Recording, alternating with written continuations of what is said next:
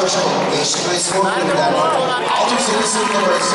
Yağmur Özdemi'ye geçer. Alkışlarınızla.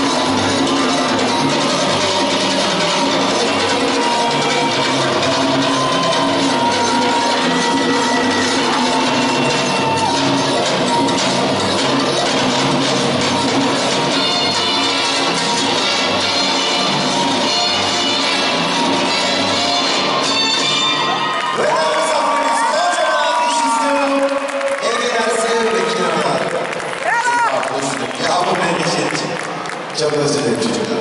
Böyle misafirlerimiz bir sonraki sporcumuz